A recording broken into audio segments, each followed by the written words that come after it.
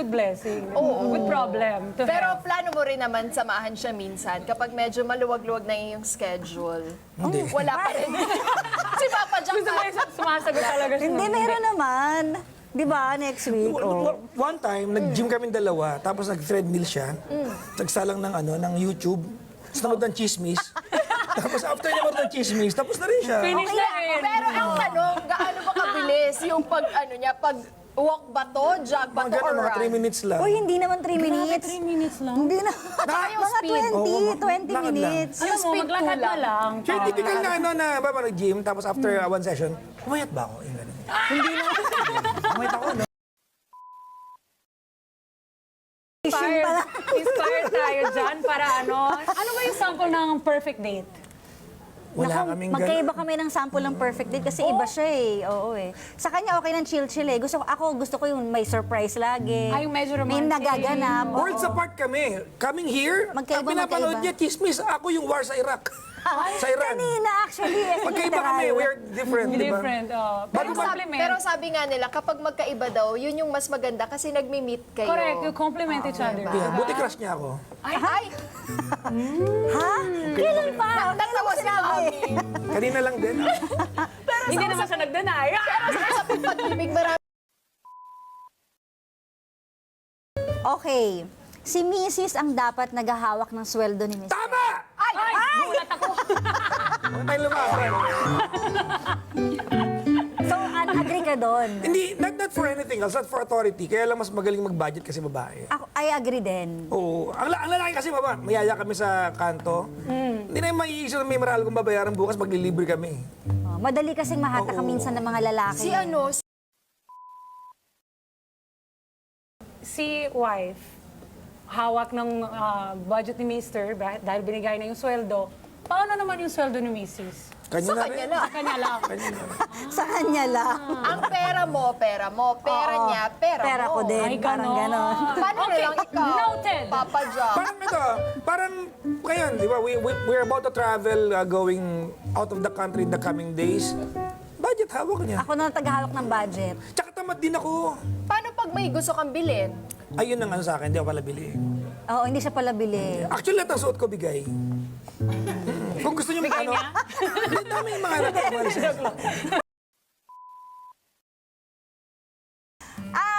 Before, nagkaroon ako ng friend na ex. Pero nung nakilala ko siya, wala na akong kinakausap kahit sino. Ganun. Ay!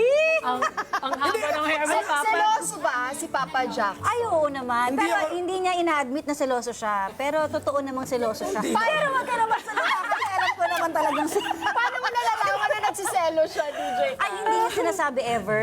Paano mo Never. nafe-feel? Ina-assume lang niya. Hindi. Ay, hindi ako nag-a-assume. Hindi, alam ko lang yung mga Tumatayin siya non-negotiables ko. Alam ko yun eh, pag non-negotiable sa akin, there's no discussion. There's no getting through it. Yun na yun, that's the end of it eh. Hindi na siya consider selos. Di Yan ba? yung rule mo. Oo. Oo, sensitive ako. Selosa ka rin. Hindi siya silosa. Parang dati, ngayon hindi na. Hindi siya silosa eh. No? Oo. I am allowed to talk to anyone. She doesn't really mind eh. I can go out and meet whoever I can. Pero ako kasi ma-report ako eh. Ayun. Kaya alam ko. Maagap ako eh. Nakababa na ako ng kotse, humihinga pala ako Ay, ngayon. grabe. Grabe naman yung Nag-CR po ako, ha? Nag-CR lang. Pero ma-update ako. Hindi ko aantay magtanong ka. Minsan nga, hindi naman ako nagtatanong, ba't report ka ng report? Di naman ako It's nagtatanong. respect. Oh, that's a good thing. Oo, yun nga. Pero okay lang sa akin. Kumbaga, siya yun eh. Hindi ako nag... Sana all merong katulad ni Papa Jack. Correct. Nakatain, actually.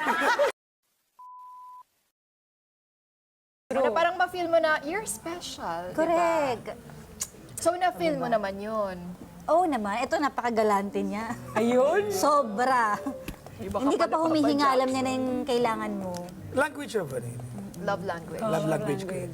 Ang unang regalo ko sa kanya, 4 na gulong ng kotse. Oo, ganun. Yeah, that's my first gift. Sabi ko, ha? Grabe naman yung love na gulong. yan, Papa Jackson. Anong reason ba't gulong? Eh, kasi nakita ko na she wasn't safe driving her car. Kasi babae, di niya alam. Luma na kasi. Sabi ko, give me your car for half a day. I'll give it back to you na change oil na lahat. Oh, that's really sweet. Ay, haba ng hair mo, girl. Ay! Tapos, Ay, tinatapakan mo ba? Sorry. tapos nung hapon, niresibuhan ko na lang siya.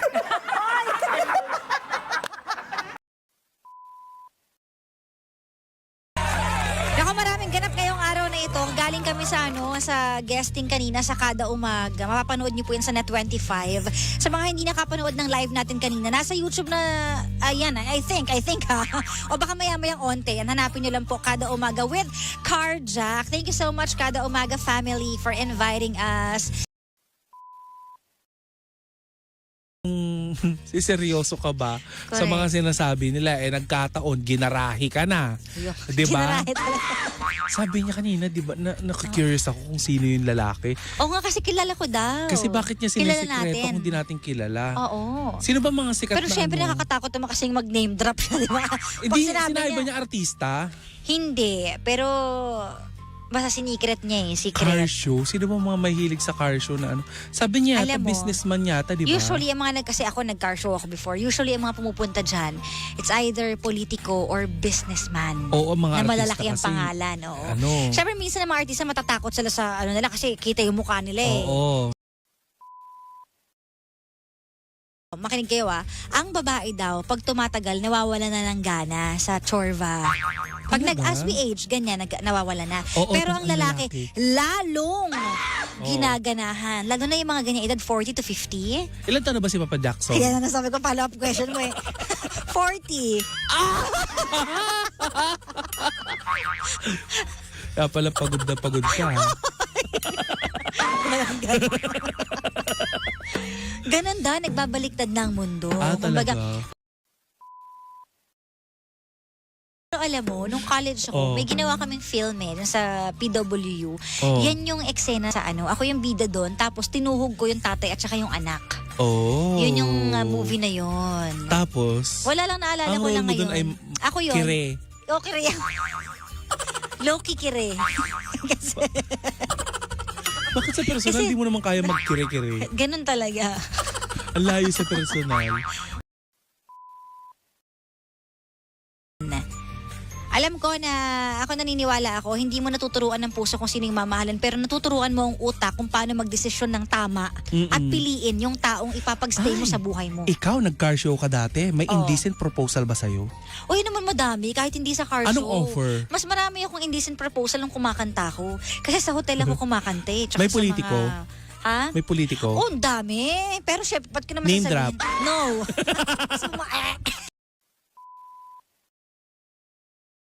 Madami talagang ganyan. Talaga? Minsan kahit, Wala kang tinanggap? Kahit gift lang? wala. hiningin kapalit? Wala. Kasi Ay, paano pag Wala. nagpadala sa inyo, sa bahay nyo? ay yun mga ganon. May Ay, hindi sa nagpadala sa bahay. bahay nyo? Sa ano minsan sa work nagpapadala. Oh my gosh. Oo. Flowers, mga ganon, food, Hindi lang flowers. pera. Hindi lang. Basta. Oh my gosh! Asan ako Pero nun? hindi na Ba't di mo ko nabalatuhan? Hindi na nadudugtungan kasi kung hindi ko naman din kayang mahalin, bakit ko pa, di ba? Parang, Papaasahin ko lang eh. So wag Oo. na at all. Gino-ghost ko din. Hindi ko na.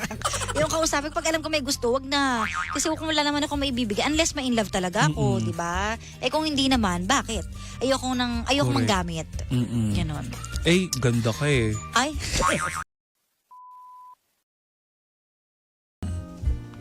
Kanina mga panggas, Tita Cora, kwentuhan lang. Hindi ka interesado, ako ikakwento ko pa rin. Hindi, kanina, lumagapak siya sa may elevator, nahilo siya. Baba daw ng kanyang sugar. Oo, nahilo siya. Tapos, naglalakad kasi ako kanina eh. Tapos lumagapak siya sa likuran namin ni Gandang Kara. Tapos, pagkatapos niyang lumagapak, tumakbo ko pabalik. Binangon ko siya, Roland. Nung binangon ko siya, binitbit ko siya mula sa kamay. Tapos nung inangat ko na siya, nung nakatayo na siya, pinaupo namin sa hagdanan. Nahilo daw kasi siya eh. O, kanina nahilo siya. Nung napaupo na sa hagdanan, sabi ko, kaya mo mag-drive? Sabi niya, kaya naman kuya, nahilo lang ako sa elevator. Ayan, kasi nga nagda-diet siya, di ba? Para better health. Tapos alam mo, napansin ko, Roland, nung inangat ko siya, nag-amoy tosino ako. Hindi ko alam. May natapong bang sardinas sa bag mo kanina?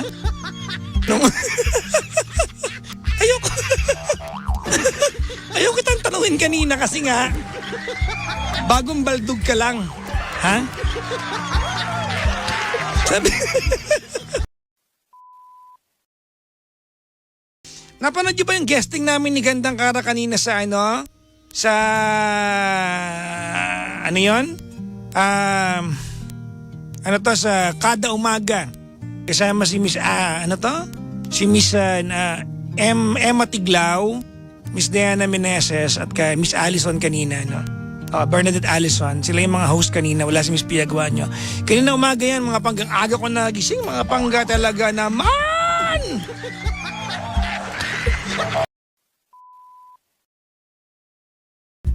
Batiin ko lang yung staff ng ng Kada Umaga, lalo kay Miss Nins Cruz. Ayan. Na ang tiyaga-tiyagang magpadala ng mga litrato namin kanina, yung mga high resolution picture namin. Thank you very much po. Salamat sa pag-iimbita sa amin kanina. Sana'y nakatulong kami sa inyo, hindi kami nakabigat. Thank you very much po. Ayan. Maligayang bati po sa inyo lahat. Kamusta naman kayo? Panood daw nila. Sana nag-enjoy kayo. No?